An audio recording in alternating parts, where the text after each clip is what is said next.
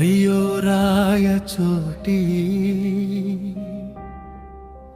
అన్యాయమైపోతివా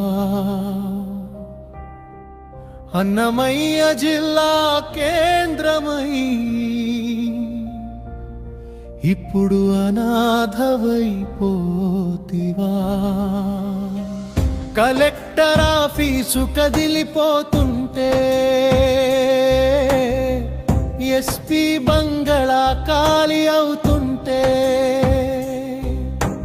రాయచోటి బిడ్డల గుండె బద్దలైపోరా మాసల సౌధం కుప్ప కూలిపోరా. మరి ఈరోజు ప్రజలందరూ కోరుకుంటున్నారు జిల్లా కేంద్రం కొనసాగించాలని. న్యాయమైపోతివా అన్నమయ్య జిల్లా కేంద్రమై కేవలం కక్ష పూరితంగానే ఈ రోజు ఈ రాయచోటిలో ఉన్న హెడ్ క్వార్టర్స్ తీసేయడం, అన్నమయ్య జిల్లానే ముక్కలు చేయడం, అది ఏం సాటిస్ఫాక్షన్ వస్తుందో వాళ్ళకు అర్థం కావడం లేదు. అధికారుల కార్లతో అభివృద్ధి హోరుతో మా ఊరు మహానగరమవుతుందని మురిసిపోయాం. కాని నడి ఇంట్లో దీపం తీసి నడి రోడ్డున పడేస్తారా? మా ఆత్మ గౌరవాన్ని లారీలు ఎక్కించి తరలిస్తారా? ఇదేనా న్యాయం? మాకెందుకీ అన్యాయం? అయ్యో రాయచోటి అన్యాయమైపోతివా అన్నమయ్య జిల్లా కేంద్రమై ఇప్పుడు అనాథవైపోతివా. ఇప్పుడు మన జిల్లా వచ్చింది. శ్రీకాంత్ రెడ్డి గారు మంత్రి పదవిని త్యాగం చేసి రాయచోటిని 44 నెలలుగా జిల్లా ఉండింది. దక్షిణ కాశీ సాక్షిగా వెలిసిన మా సీమ ఇప్పుడు బోసిపోయి చూస్తుంది మా రాయచోటి అమ్మ.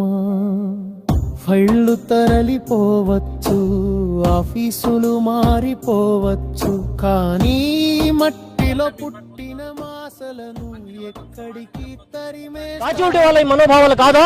ఇక్కడి ప్రజలు కాదా? ఇవాళ శ్రీకాంత్ రెడ్డి గారి యొక్క ముందు ఆలోచనతో ఈ ప్రాంతాన్ని ఆ రోజు జిల్లాగా చేయడం జరిగింది. మా జిల్లాను వెంటనే ప్రకటించి మా హక్కులను కాపాడాలని చెప్పి మేము పూర్తిగా డిమాండ్ చేస్తున్నాం.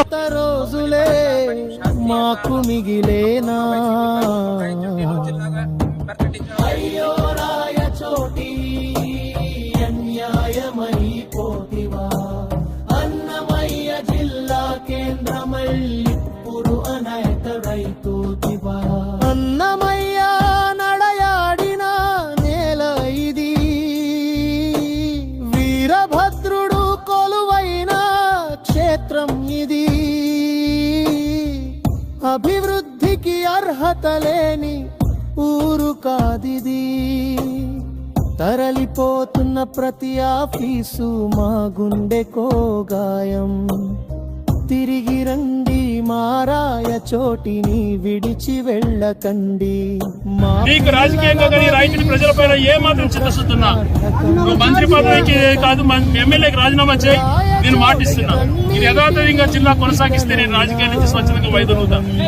లేదు నువ్వు రాజీనామా చేసి వస్తే నేను పోటీ చేయను.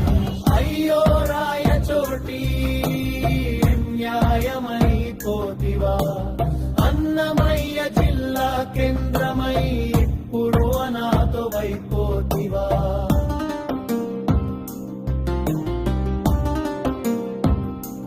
చోటే కావాలా మాకి, అన్నమయ్య జిల్లా కావాలా మాకి, రాయచోటి కావాలా.